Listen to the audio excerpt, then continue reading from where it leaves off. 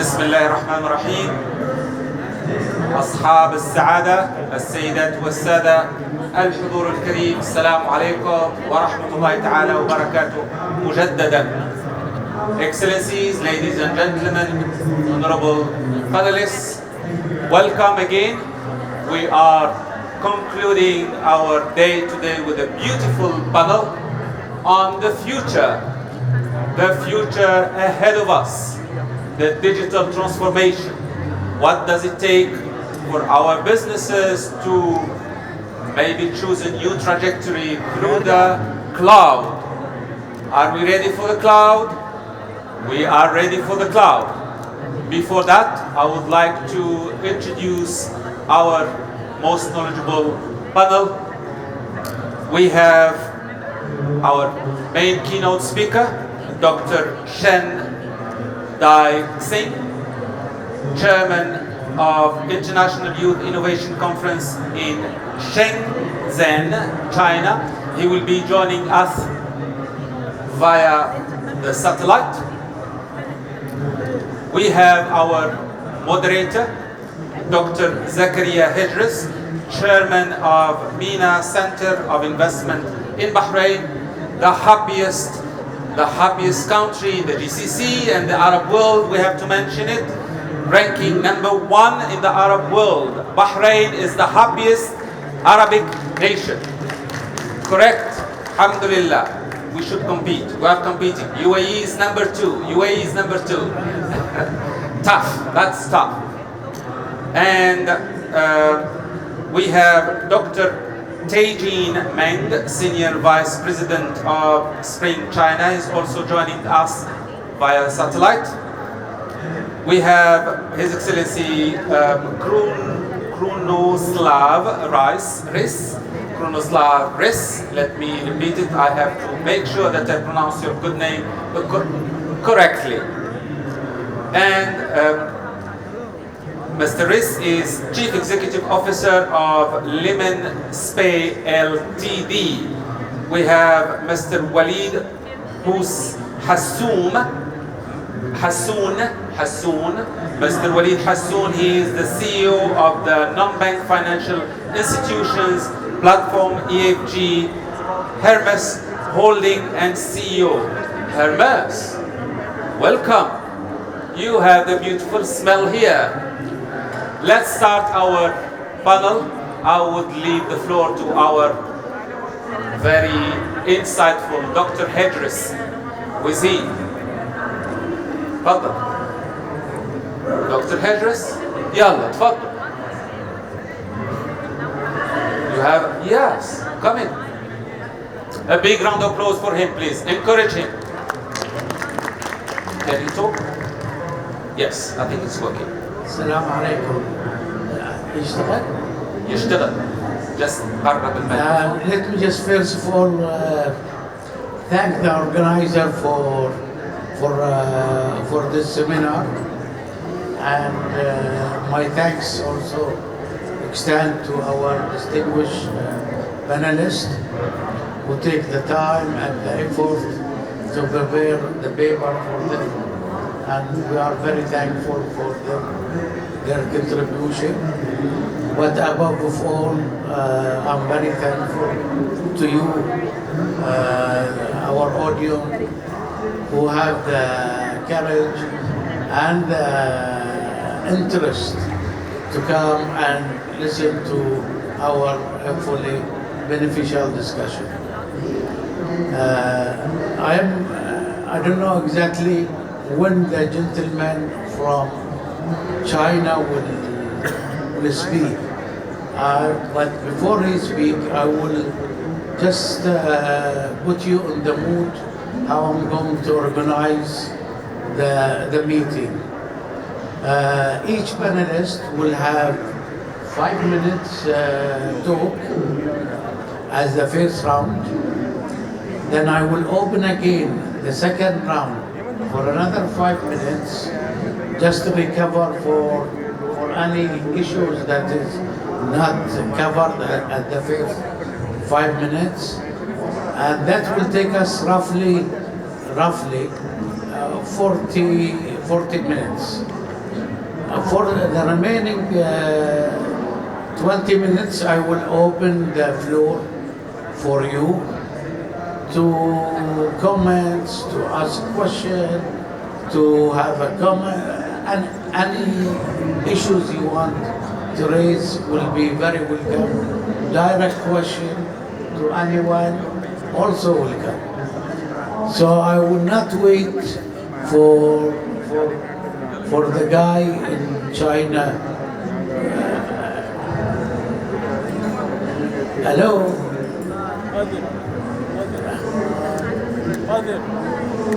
Hello.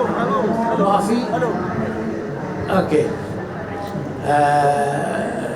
How I'm going to organize the discussion? I'm not going by serial, but by specialty. The first guy will be from India. I will not, by the way, introduce or read the CV for each. Anyone is left for him to discuss about himself. I will start from the guy from IIC from India, Dr. Raj. He will give you the overall picture about what SMEs doing in India. Please go ahead. You have 5 minutes, please. Thank you. Thank you, Dr. Zakaria, for this warm welcome. I would also like to thank organizers for bringing into consideration this theme of very important discussion, digitalization in the SMEs. Because Dr. Zakaria, SMEs are going to be the backbone and the founding pillars of the economies. A global average tells that 70% of the industries worldwide can be categorized into SMEs. And if we have to really accelerate their performance, it can be possible only through the digital transformation and digitalization. SMEs are going to create jobs, SMEs are going to give us inclusive growth, and SMEs are going to eventually bring women and men equality in stream of science, technology, engineering and mathematics. And pandemic has shown us that digitalization can actually help us tackle different and difficult challenges. The way digitalization helped us in e-learning and e-commerce, I think this shows a way that there is a plenty of opportunity. And when we talk about SMEs, these are the companies, the corporates which are going to take forward the actual business. SMEs being the masses, we have to be very cautious of the approach of digitalization. When we talk about digitalization, cloud, dear MC mentioned about it, artificial intelligence we talk about it, machine learning we talk about it. But one very important factor to keep in mind is the data analytics and the protection and security of these data. I think there has to be a system in place through which we can ensure complete data privacy as well as confidentiality without compromising on the computational efficiency and stability of these digital algorithms. So these sound to be very techno words, but actually when you see the impact, when we use our telephones, when we use our apps, these are the technologies which are the bedrocks of this, and that is where the governments worldwide are working on it and encouraging SMEs to come up with solutions for the challenges. My own country, India, the government of India has been working a lot in promoting Indian SME sector in digitalization. We have a Startup India Mission campaign in place, and Digital India campaign itself is a big campaign so that the SMEs, the 70% of the industries could be touched upon. I would like to re-emphasize upon these points when the round completes and comes back to me, but data security and privacy along with the confidentiality are going to be the founding blocks of a successful digitalization story in the SMEs. I would like to pause here. Thank you. Thank you, Doctor, very much. You've been exactly on the time. I will give the floor to Dr. Osama from Abtikar. He will talk about his experience with SMEs. He has very enriched experience on this area. Please go ahead, Doctor. Thank you, Doctor. Assalamu alaikum. Actually, I will speak about today about two pillars of digitalizations where SMEs can benefit from. The first, as we all know, the digital transformation is touching everything we do. And the mobile phone becoming much more important than ever for us with these phones. The world is getting smaller, and for SMEs should capture those huge changes and developments happening, and like e-commerce, as my colleague mentioned, or as data analytics, because data is a game changer.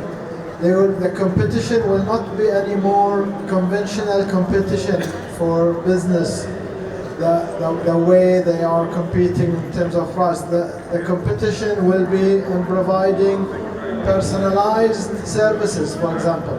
And for SMEs to provide personalized services for their clients, they need, before providing the service, they need to understand the client's needs, personal needs.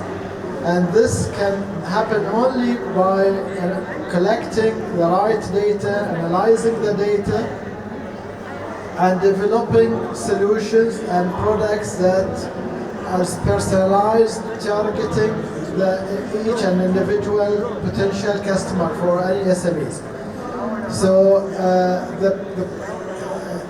add to this that there are massive developments in, for example, the e-commerce, the financial services, the fintech, the changes that's happening in the financial system. All those technologies can be used and can be available for SMEs to use them to provide much efficient and deliver personalized and more effective services for their clients, and can compete and provide a range of technologies to support creativity and innovation in the SMEs. So this is one. The other topic, which I will briefly mention, is, as we all know, personally what I am doing, I have 3 companies engaged in, with partners of course, engaged in digitalizations. One of them is in financial technologies. What we do in financial technology, basically the company builds digital banks. And as we all know, and for example, every country has like a national wallet. For example, in Bahrain we have the benefit pay. And today the banks, every bank has also its own digital platform, or they are developing this digital platform. Now the developers and the doers of this transformation are not the large companies, are not the IBMs. They are, most of them are the SMEs, the small and even startups. And in no time, those startups manage to capture a huge market, an increasing market share, to assist financial institutions to transform their services and digitize their services and by creating digital platforms. The other company is open banking, and as we know now, banking used to be limited to banks. We have to differentiate between banks and banking services. In the past, banking services are provided only by banks, but nowadays banking services can be provided by other, like for example, Apple Pay, or STC, today Batelco, or other telecommunications. They started to provide banking services, and also the consumer services, like Carrefour or all other department stores. They start to offer their credit cards or lending or opening bank accounts for their customers.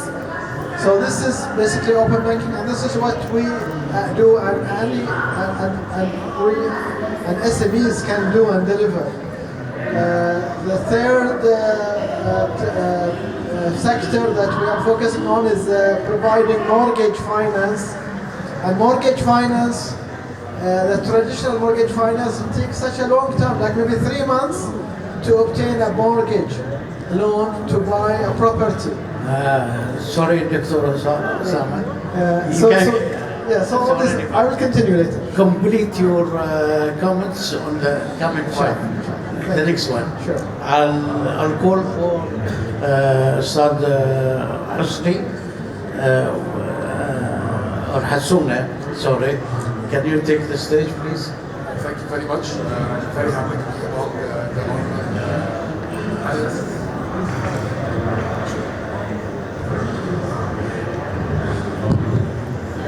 So thank you very much. Very happy to be here. I am responsible for lending business under EFG Hermes. EFG Hermes is the largest investment bank in the Middle East and frontier markets. And our angle here is a little bit different. We are the biggest player in supply chain financing in Egypt. So we are actively working with SMEs for financing their needs.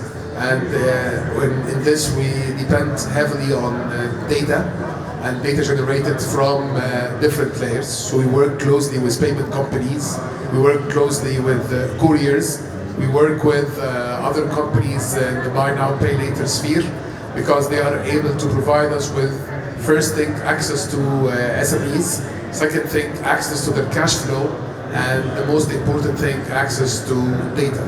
We have launched also our buy now pay later company in 2017. We were under the name Value. It was the first buy now pay later in the Middle East.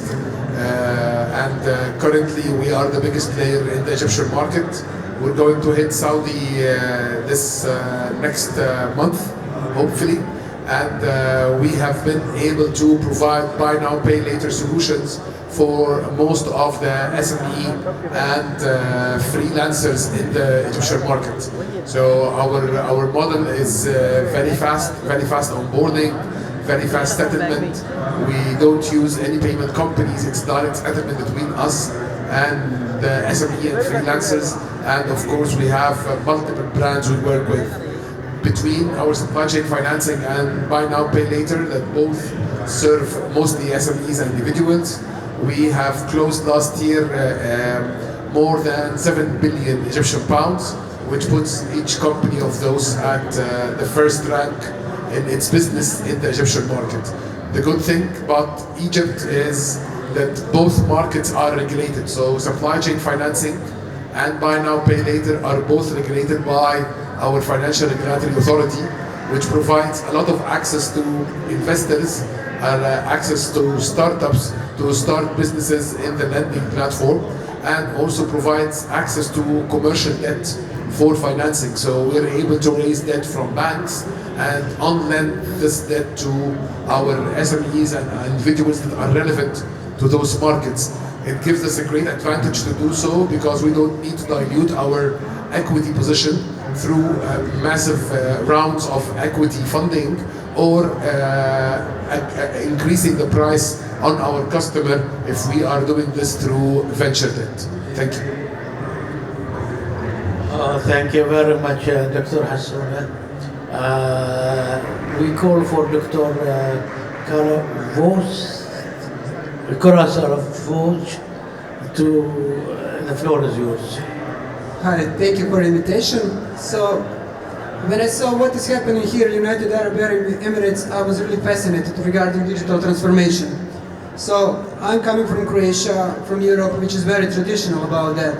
Because when we are talking about digital transformation, we need to just to go one step behind that. It's digitalization and digitization. We already had infrastructure, which we built a couple of years ago. For example, when you're talking about digital transformation, I first think about the retail industry and financial industry. But a couple of years ago, we invented all the things that it's necessary to combine and to make digital transformation happen, possible. For example, identity access management, security, biometrics, mobile phones, Internet of Things, blockchains, and all other things. But what we didn't change in Europe, and I saw in other parts of the world, that we are very heavily, when we need to change our habits and our internal processes, because we have so difficult regulation and the governments that we, for every single thing that we want to change the processes, we first need to have the legislative.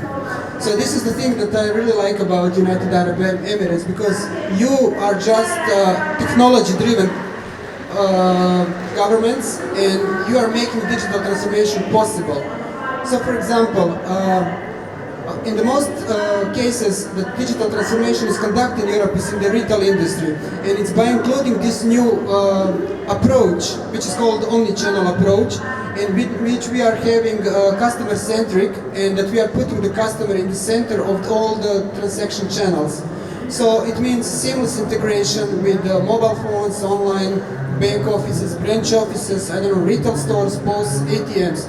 So for example, if I want to do something on my mobile phone, omni-channel approach, I can continue doing that on website, or maybe I can continue doing by session, by transferring the session directly to the retail store.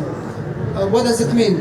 In the banking industry, in the SMEs, if they want to take a loan to finance, for example, car, if they want to finance, I don't know, some machinery that they need for their work, now they can take it, the loan directly from the mobile application. And in a couple of minutes, if they are valid, if credit score for the company is good, they can have money in a couple of minutes at the ATM. This is what digital transformation gave us, but it's really hard, and we need 3 or 4 years just to change legislative, just to change the government and the regulators that this is happening, actually that we can do it. So, what will be the next step?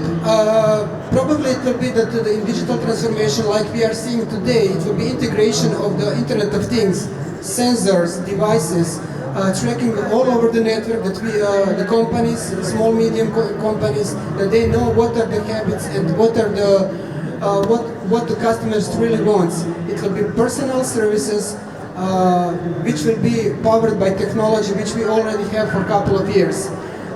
COVID situation in the last 2 years, in the last year of the lockdown that we had in Croatia, it's really fueled those transformations. So we proved that everything is possible, that we don't need to have team directly in our companies. We can work from the people all around the world.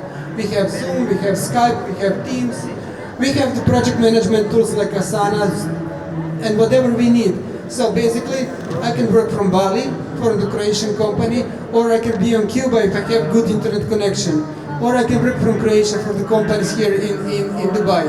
So this is the things that I really like to point out. So because the biggest threats are in the same time the biggest opportunity for all the companies in Europe. We can provide our service all around the world. So I will just finish with that. I hope so that I'm in time. Okay. Thank you very much, Doctor. Now is my 5 minutes. I will speak it, and I will start by highlighting some major trends that already all of us went through, which was the impact of pandemic on the business, which forced industries, especially the big industries, to move to more digitalization age. And we know for a fact that this company now, they are questioning their business model, whether the business model can be continue or reproduce because of the digitalization taking place on all industries. And we can see also in the big companies I'm talking about that they are creating a new position which was not well known in the industry. It's called instead of CEO, CED of digital CEO, which is a new trend on the business. And we know that as big companies, they are definitely adapting to the change. Obviously, the change vary between country and country, but our concern, at least on this session, and that's the question I want the remaining 5 minutes of each panelist to concentrate on, is how SMEs move from current or non-digital to digital. We know, for granted, the availability of the digital and technology not by default will encourage. It needs certain policies, certain strategies, that is certain even incentive for industry to move to that area. And this is my question to my colleagues here. And I'll go by Syria this time. And please, Dr. Go ahead. Okay, so first of all, I think that if company does not have the digital presence, this is non-existing company. From my point of view, it will vanish in a couple of months, maybe a year, but it cannot be competitive on the market. So the companies are forced, not just by the competitors, it's also forced by the government, it's also forced by the banks, it's also forced by the investors. And also, most of the people want to track how the companies perform. I will just tell you one example. In Croatia, we have something which is called Croatian Chamber of Economy, and all the companies are in that register. The Croatian Chamber of Economy gave the tools that companies can be digital. For example, they check another company. They have tools like some small ERP that they can do invoicing, that they can do, for example, storage, that they can do warehousing, that they can submit the tax. Also that they can exchange information with another company, financial data, with the government. And also it's implemented something which is called open banking. I think that the colleague here mentioned that open banking is now currently must-have thing. And we already implement something like this, some kind of small version of open banking where the companies can withdraw transaction history and they can conduct transaction paperless. We are all eco-friendly, and not because we want to be eco-friendly, the companies want to be, because they have a special tax in Croatia, in the European Union, if they are not eco-friendly. So they are forcing something which is called paperless initiative, or doing the business without the paper, electronically online. So this is something that the government told the companies that they need to do. So this is one part of the digital transformation, the green economy and circular economy. So I think that all the companies that they started a couple of years ago, they are already digitalized. The companies that they are not, that they are in the traditional business, small craftsmen and things like that, they are forced by the other things, the other companies, banks, governments, that they are using the digital technology. Thank you very much. But our concern mainly, Doctor, on how encourage the SMEs to move into that area. If you excuse me, Dr. Hassan, if you can highlight this. Okay, this area. how to force SMEs to go in that? This is the question. There is always sweetener. Okay, so I would not call the force. I think that this is the way of conducting the business today in 2022. This is the way how the business should be conducted. Thank you. دكتور أستاذ وليد تفضل. So let's start first what Egypt has done to improve the SME infrastructure in there. The first thing is there is a minimum threshold for any bank in Egypt who's lending to lend 20% of their loan book to digital to SMEs. And to help digitize this, they started approving in Egypt behavioral lending and behavioral scoring for anyone who sells less than 20 million, which is around $1 billion per year. So this was the first move towards improving the SME platforms in the Egyptian market. The second thing is the actually the electronic invoicing. So electronic invoicing was accepted and applied this year in Egypt to help SMEs not to keep very big track of funding, but to make their life easier when they go for tax purposes, and they are using different systems that are available at a subscription level, and they're all hosted on the cloud to reduce the cost of having multiple servers in the country. Also, we at EFG, we have invested heavily in tech enablement for SMEs. So we work and we invested in companies that are similar to Shopify, for example, in Egypt. So we actually invested in 3 different companies that provide similar solutions like Shopify. We also invested along with PayTabs, which is the Saudi UAE payment platform in Egypt, in a JV to enable a lot of the SMEs to have various payment solutions, not only for debit cards and credit cards, but also affordability solutions like buy now, pay later, and bank wallets, and even the redemption of different loyalty points that is available for them. And we have provided this at a very discounted rate to get everyone to digitally accept payment and digitally manage those payments for them. On the other hand, one of the most important thing is our mentoring to around 40 of our investments that are currently in a startup phase or a small medium enterprise on how to use digital tools like WhatsApp for business, like IVRs on the call center, like chatbots, things like that. And this all are offered into multiple packages to enable the companies to use a payment company along with a buy now pay later, along with WhatsApp for business, along with cloud services. They are all packaged together and bundled in a manner that makes it very cheap for those SMEs to have great access to technologies that will help them achieve better results and at a decent cost. Finally, what we do is that we finance SMEs. So we are the biggest financier for SMEs in Egypt right now.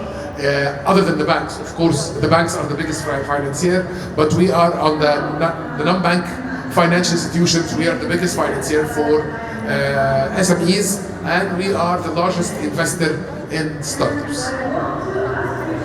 Thank you very much, Mr. Walid. Dr. Mohan, we know India has the highest number of SMEs, and can you tell us how you encourage them to move to more digital information industries, please?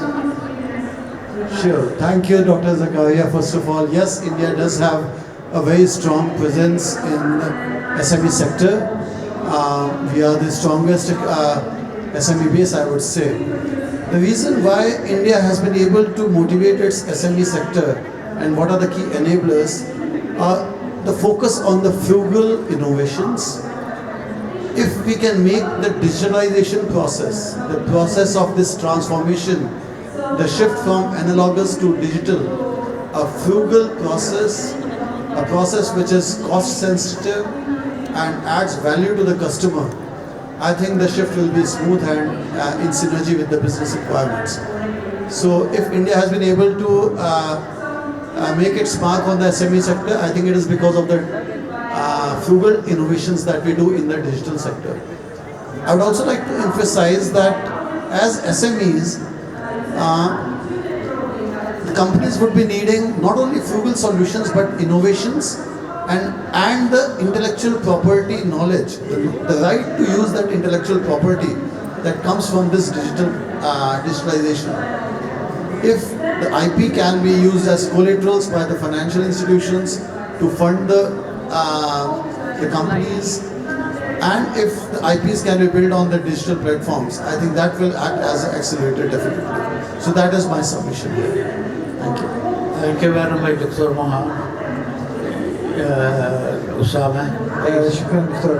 I think in summary I will say the world is changing so fast because of digitalization. Did you ever imagine that a few years ago, did you imagine that we will not use cash? I don't have cash, I don't have even wallet now. My wallet is here. Did you imagine that we will not need to go to travel agency to book our tickets and book our hotels? We don't go now to travel agencies anymore. Did you imagine that we don't need to go to the mall or to do our shopping anymore because we can do our shopping here? And I say this is the most important things in our life. So the world is changing fast, and to enable us to continue and succeed, we have to adapt. SMEs have to adapt, have to capture the opportunities that technologies provides. Otherwise, they will be definitely out of business. Most of them actually, I'm sorry to say it, but most of SMEs, especially the new SMEs, will fail. This is my experience for 20 years about SMEs. Most of them will fail. And those who will succeed, only those who are more creative and more understand, closely to the market needs and to the customer needs. Those are the only ones who will continue. Even banks, so many banks will close down. Inshallah, in 3 to 5 years, you will find out many branches are already closing down. Thousands of ATM machines are redundant every week in this region. I'm not speaking about the world. So many things are happening. We need to keep an eye and witness the trends, better understand what's happening in the technology, and share those technologies and adapt it to cater for our needs. And this is how we can continue, be creative and adaptive to the changes. Thank you. Thank you again.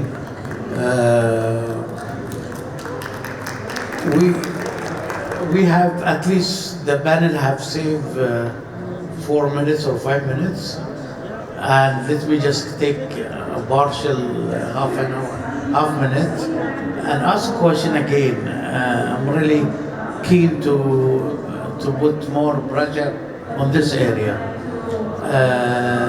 OECD research last year, end of last year, have stated or concluded a list of incentives and policy change to encourage SMEs to move to digitalization, because they are, for grant, see the big company are already moving, and the only lag is in the SMEs. And also they conducted another study on German SMEs, and they find out only 1/3, that is in Germany, which is supposed to be very advanced, only 1/3 of the SMEs have start moving. They start putting their strategy of digitalization, they start questioning their business model, they start even recruitment of capable staff in technology that will take the leadership in moving them forward. So again, I have time, 3 minutes now, for our people to comments if they like. Ali, Doctor, you will have? Osama, I will say, I would add to what I said. Totally agree, of course, with you. But I would add to what I said that the new economy is knowledge-based economy, and it's purely based on knowledge.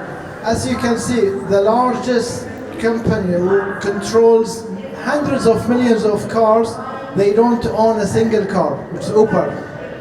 The largest company in the world who controls hundreds of millions of rooms and apartments like Airbnb or Booking, they don't own a single room, but they control hundreds of millions of rooms. And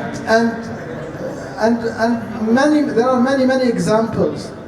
And it's all because of technology and developing knowledge and continuous and creativity.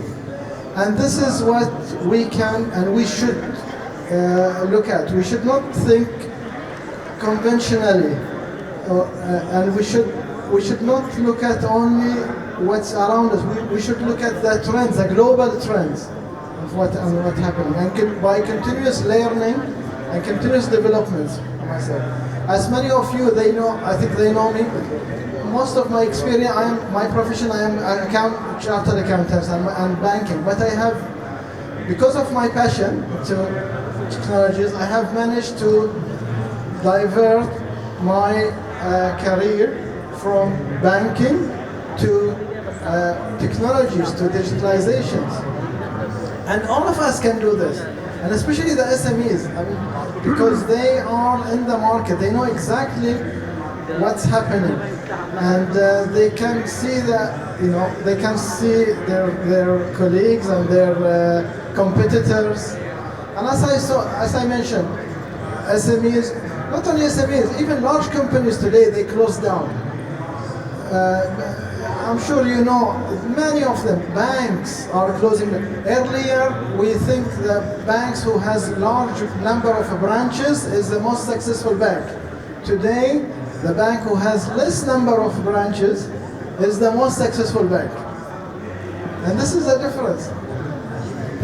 Thank you. Thank you, Osama. Doctor? Okay, I just want to point one on your, yes, I totally agree, bank, because I'm coming from the banking business. Just for your information, UniCredit Group, this is the largest group in Italy, will in the next 5 years close 80,000 branch offices across the country, across the European Union.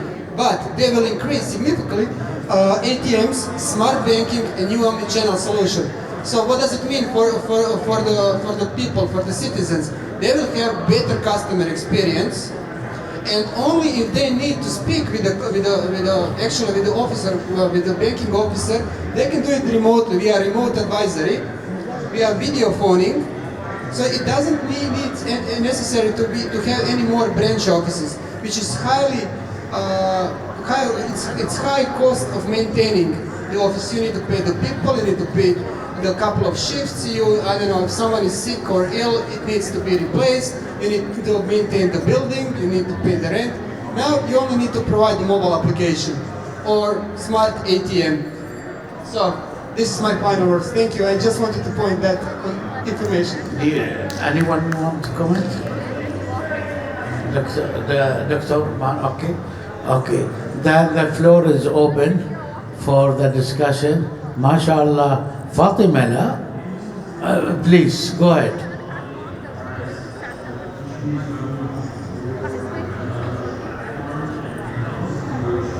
We have a mic for you.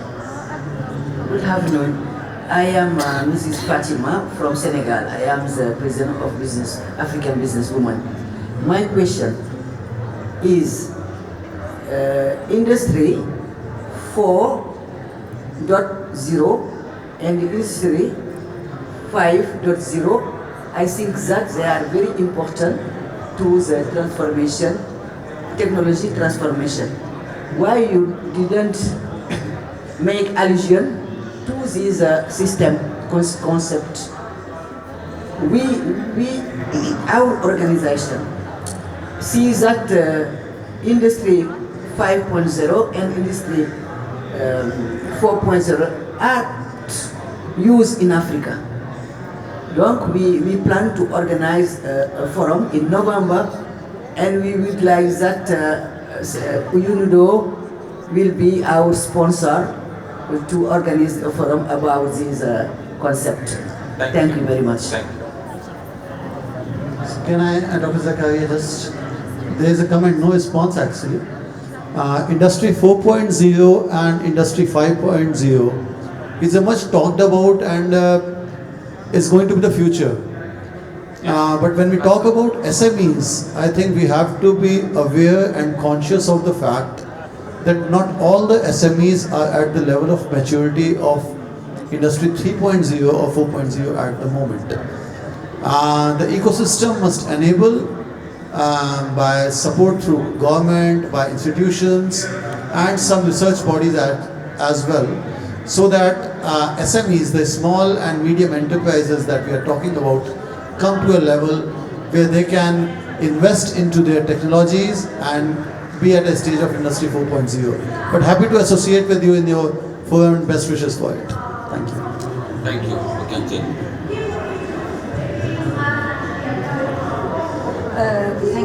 Thank you for this, Dr. Zakaria Idris.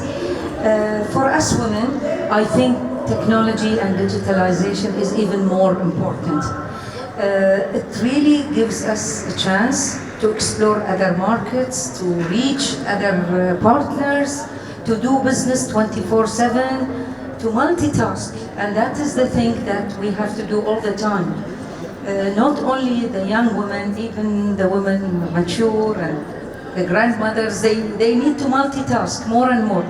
With COVID, we have discovered and we were forced, and it has accelerated our movement toward digitalization. And I fully agree with you, Osama, that really the times have changed so much, and if we don't move fast, we'll be left behind. We have no choice. It's not a matter of choose to do it now. We are already late. We need to move very fast. And now when we discover this, we don't want to go back to the old way. No way. So this is really an advantage. It's not a punishment that we need to ask the people to come to digitalization. They have to, and it is for their advantage. It's a tool. So it's high time that we all, and I would like to see more and more direction for entrepreneurs, even in the UNIDO model. All the policies now need to focus on this, because this is the present and the future. And we need to focus even to direct the entrepreneurs to go to these fields, the new fields, and explore these fields.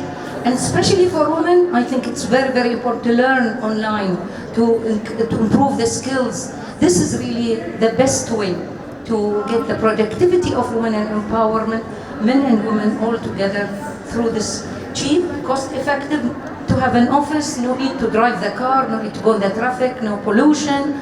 All of this, of course, it lends itself that we all use this new tool and be people of our era, not the old era. We need to think digital, be digital, not analog anymore. Thank you. A big applause for the lady. Totally agree with you, Abdullah. And I would add also that our education system has to change. The education system currently is far from the reality and from what's happening. So it has also to change and adapt to the new technologies that exist there. And definitely the world is changing so fast, faster than our speed. Much faster than our speed. And especially digitalization, it is very fast technology. What's offered today is an obsolete tomorrow. So we must have continuous development and continuous creativity. And also, as I totally agree with you, I think with UNIDO, and this is something we can also discuss with any other training programs, they have to go and adapt for digitalization and give the right knowledge and share the right knowledge with the trainees and with all the SMEs in general. Thank you. Thank you, Abdullah. Yes, introduce yourself, please. My name is Engineer Dr. Queenet. I am from Nigeria. I'm a senior lecturer, mechanical engineering. I'm an industrial engineer. I have something to share and I need a solution.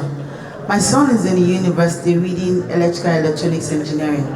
He left his ATM card in his room and someone snapped the ATM card, went to another room and started withdrawing all his money right before his face. He was just saying debit, debit, debit. And then he screamed, debit, debit, what's going on? And the person cleared everything is in account.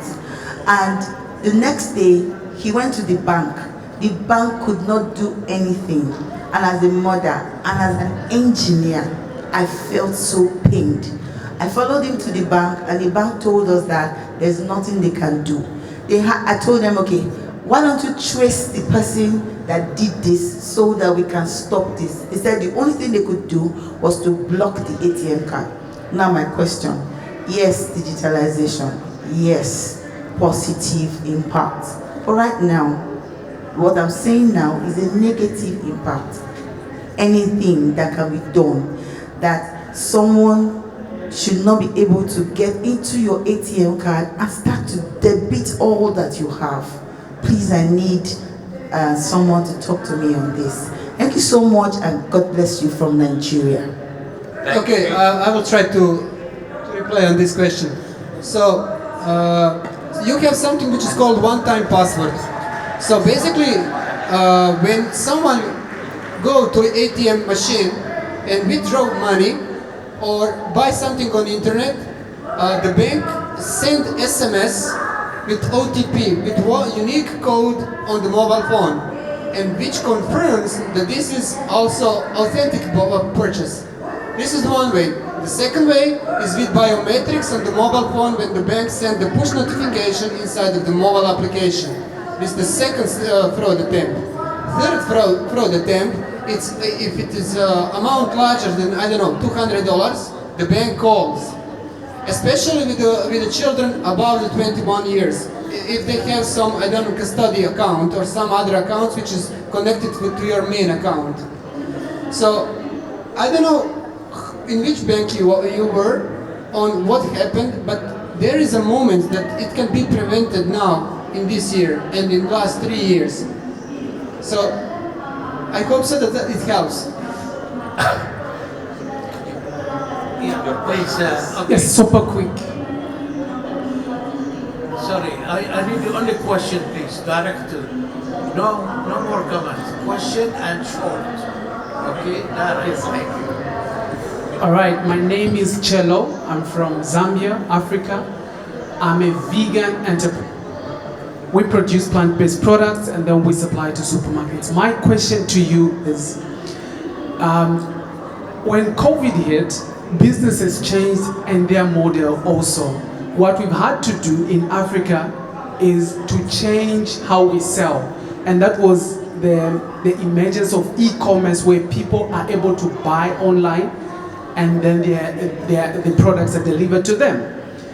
Now we have to understand also the demography and the people we're dealing with, the segment of the market, because we may move ahead with the digitalization and then leave our clients behind, because they are used with something, and if there is something that is constant with change, is that people don't like change.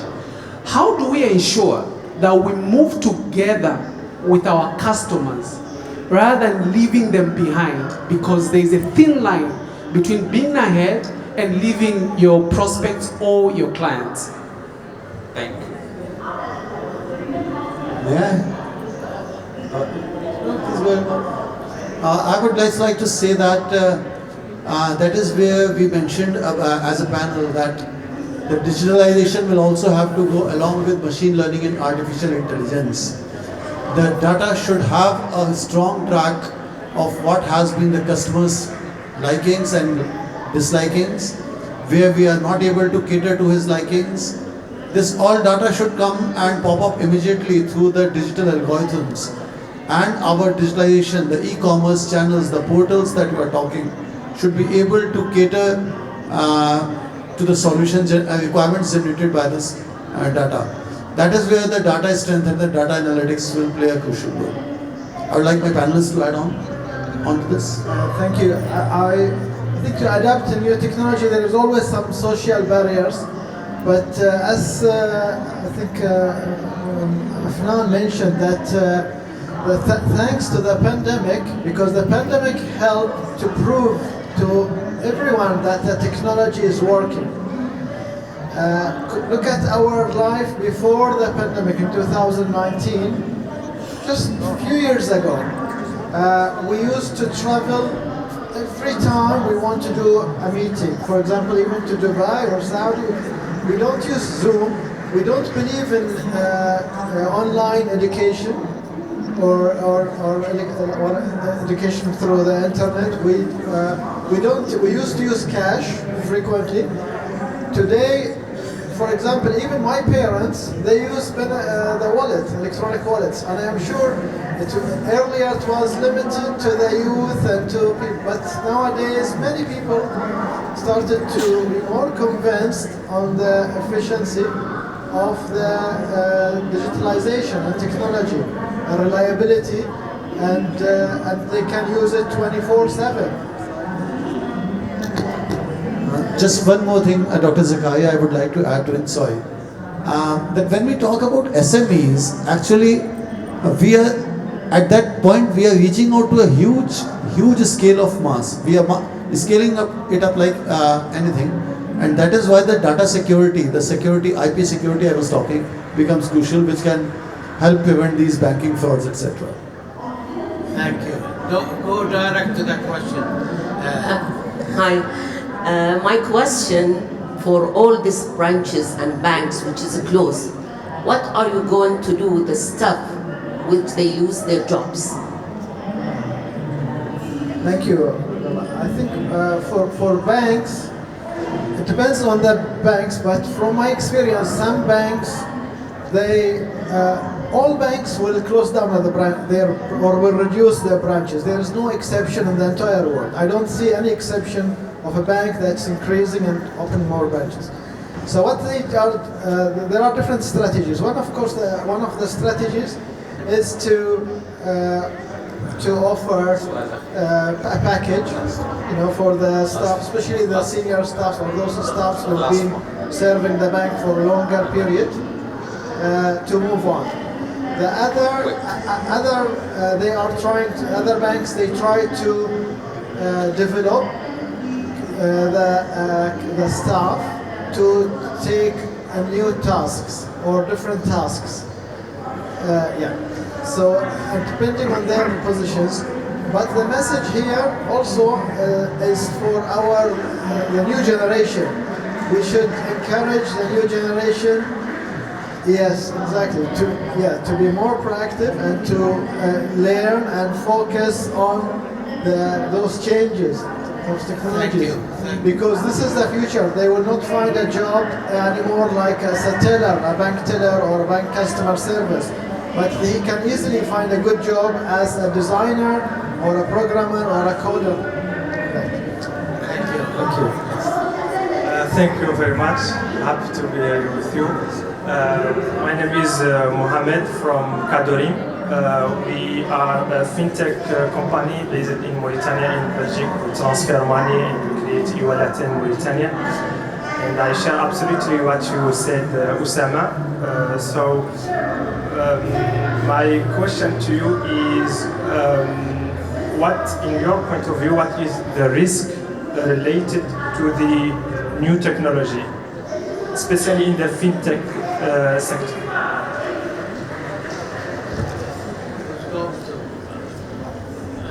Thank you for the question. I think the new technologies, there are different types of risk. There is, of course, inherited risk in the technologies. But as I mentioned, that the technology is growing so fast. So the acceleration and the changes of the technology is much faster than other types of sectors. So, and this is an inherited risk by itself. Technology is also, some startups who provides technology for their clients could disappear. So because of any reason, they fail. So you need to make sure if you deal with a technology provider that they are credible, they have references, maybe the source code of the technology. For example, you should have the source code, should have the ability to change and to use the system or the application yourself if you want, or to give it to other different vendor in the future. and also acquisition of talent is a challenge for the technology companies and digitalization companies because there are limited resources of talent. And this is a global issue. And as I was speaking to my colleague that India, for example, is one of the main suppliers of talents, but the demand is much more than the supply. And I think also the issue, Russia and Ukraine, both countries are very important suppliers of talents, and this will also could have impact on globally. So there are many countries now, they have lots of entrepreneurs, but they don't have enough talents to help the entrepreneurs to develop their businesses. Okay. Thank you. We take one last question. One comment here from Sir Walid.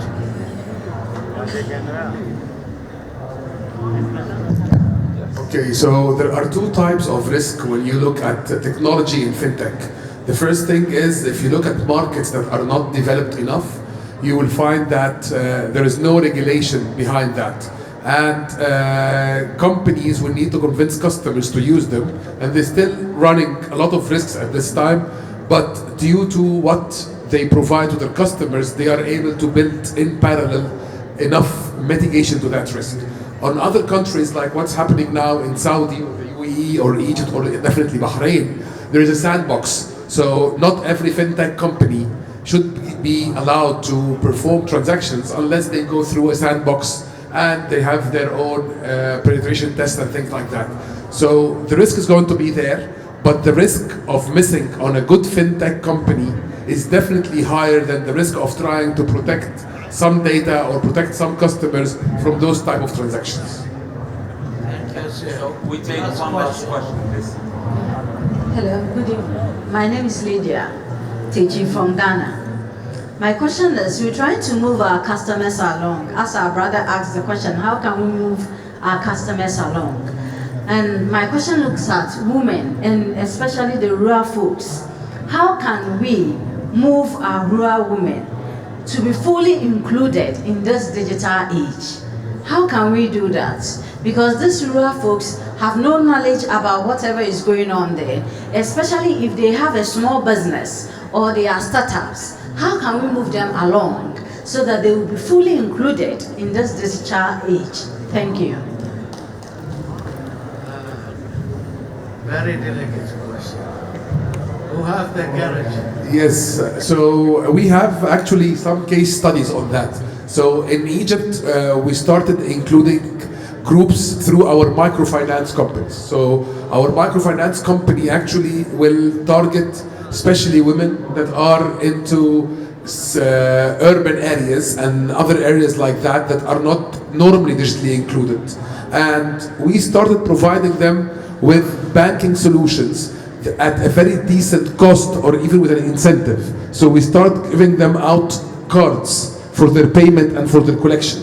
And then we started giving them POS for their acceptance. And with every single inclusion in digitally, they get more incentives, better loans, and less pricing.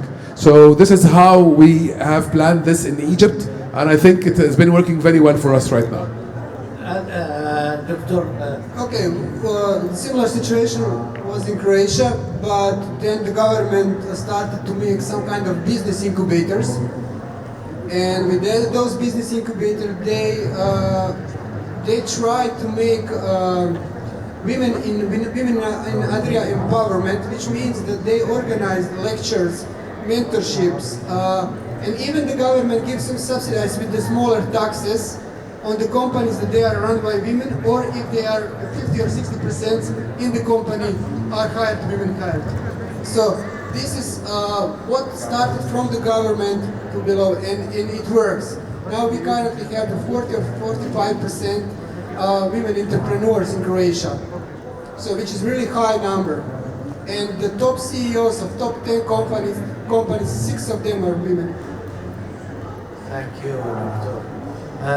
Dr. Mahar. Yeah, I would just like to add that women participation in SME digitalization has to be led by the government to an extent.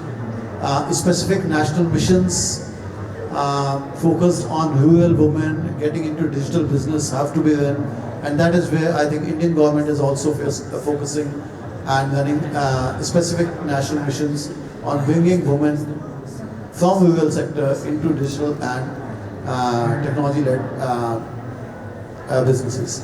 So it has to be a national mission that way, supported by the government as well as by the NGOs, with full focus and dedicated women-specific missions. Thanks. Thank you very much, Dr. Mahan. We are now playing the message and the video coming from China. Yes. Please go ahead. We might take one question after that. Yes. If there is time. The Chinese question. Only question. 各位企业家朋友、女士们、先生们，大家好！非常荣幸受到哈斯姆博士的邀请，参加今天的会议。中小企业是数字经济发展的主力军，是推动科技创新的重要力量，更是实体经济转型升级的主战场。在新冠疫情背景下，快速发展数字经济已成为效率变革、动力变革的重要力量，而中小企业是最具活力、最具勇气，也最为敏捷的全体。疫情为中小企业数字化转型按下了加速器，也成为中小企业寻找机遇的新方向。已有本次会议，我将从中国深圳企业家的角度，同与会的企业家朋友分享新兴数字技术如何改造中小企业。毋庸置疑，数字技术是促进产业转型升级的重要手段。数字化转型是中小企业创新发展的重要途径，而中小企业是带动数字化转型的重要力量。当前，互联网、5G、大数据、云计算、人工智能等为代表数字技术快速发展与实体经济深度融合，创造了大量新增供给与需求，这极大地拓展了中小企业的发展空间。通过新一代数字技术，中小企业有机会和大企业站在同一起跑线，广泛参与创新合作，深入融入全球创新发展。中小企业是数字化发展不但能够推动传统产业转型，更是催生大量的新产业、新业态、新模式。以中国为例，这些中小企业发展非常迅速。现阶段，中国大约有4000万家中小企业，其中包括100万家创新创业企业、10万家专精特新企业、1万家专精特新小巨人企业。这些企业通过数字化转型，实现了高质量发展，成为中国经济可持续发展的坚实基础。中国政府非常重视数字化和新兴技术创新带来的机遇。刚才提到的专精特新是一项中国特色中小企业政策，政府引导企业向专业化配套、精细化管理、特色化产品、技术管理商业模式创新的方向发展，发挥企业家精神和工匠精神，促进中小企业走专业化、精细化、特色化、新颖化发展之路。而小巨人则是专心特新中小企业的进阶版，聚焦产业链、供应链短板、弱项或者空白领域，或者数字经济与传统实体深度融合的创新产品。除此之外，政府还出台了一系列数字化转型的政策措施，包括为中小企业数字转型提供咨询，提供成本低廉的数字开发工具和优质服务，推广共同数字平台建设，提供低息融资支持，提供创新信息技术投资贷款等。数字化转型是庞大的系统性工程，虽然中小企业觉醒了数字化转型的意识，政府也给予了大力支持，但在数字化转型探索期，中小企业还是有可能存在专业能力不够、内部、外部资源不足等问题。新冠肺炎疫情的持续反复，也让众多的行业企业遭受了不小的打击，特别是抗压能力较弱的中小企业，更是在经受着严峻的考验。这一重要阶段，大企业的示范引领服务之声显得更为重要。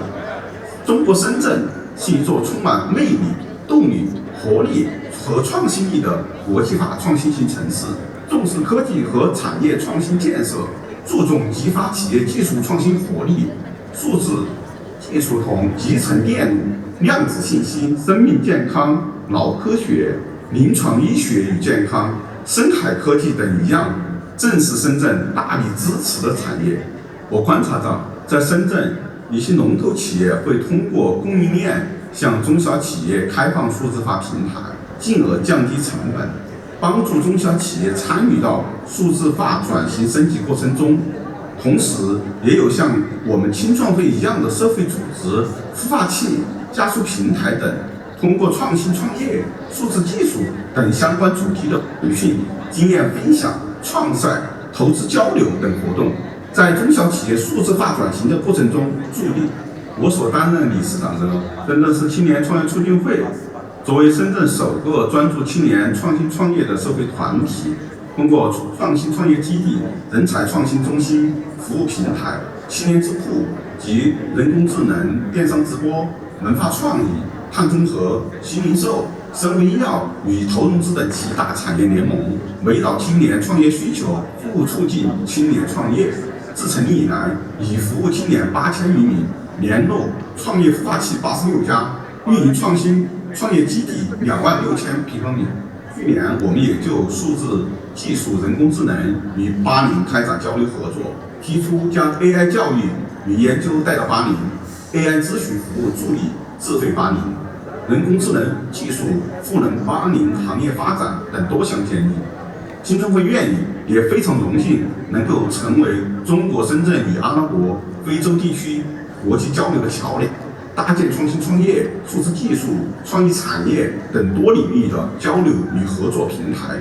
这次活动对于深圳企业开展国际交流是一次非常好的契机。看到世界各国的企业家朋友通过这样的大型国际人才交流平台上分享技术创新和数字化转型发展经验，我非常兴奋。今年是青创会投身国际交流事业的第6个年头，我诚挚欢迎世界各国的企业家朋友今年11月莅临深圳，参加2022深圳全球创新创业交流会，与深圳的企业家朋友们加强交流，推进合作，激发新动力，培育新动能，谋求经济复苏和合作共赢发展。最后，再次感谢联合国工发组织80办事处长期支持和热情邀请。疫情后，我们深圳再会，预祝本次会议取得圆满成功。谢谢大家 ，Thank you。各位企业家朋友、女士们、先生们，大家好！非常荣幸受到哈斯姆博士的邀请，参加今天的会议。中小企业是数字经济发展的主力军，是推动科技创新的重要力量，更是实体经济转型升级的主战场。在新冠疫情背景下，快速发展数字经济已成为效率变革、动力变革的重要力量，而中小企业是最具活力、最具勇气，也最为敏捷的全体。疫情为中小企业数字化转型按下了加速器，也成为中小企业寻找机遇的新方向。已有本次会议，我将从中国深圳。They are repeating again. We all need this language, the Chinese language, because it's the language of technology. And I think languages are keys. On this note, we would like to thank our most distinguished panelists. We would like to thank... Yeah, of course you have. I really want to thank Dr. Chang for his contribution and participation on this session, because I know him personally, and I know I have visited Shenzhen, and I have seen the remarkable work they have done in developing SMEs and developing the area and the youth contribution to innovation of China. Many thanks for that. Many thanks for you giving us opportunity for them to participate and enrich this discussion. Many thanks.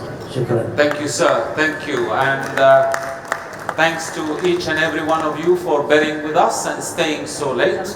It means that it's a very insightful panel indeed. So thank you so much. We would not to forget to thank our main partner, the World Entrepreneurs Investment Forum 2022, and thank you to Etihad Credit Insurance for being our partner or our main partner. Thank you to all of you. A group photo with their excellencies here.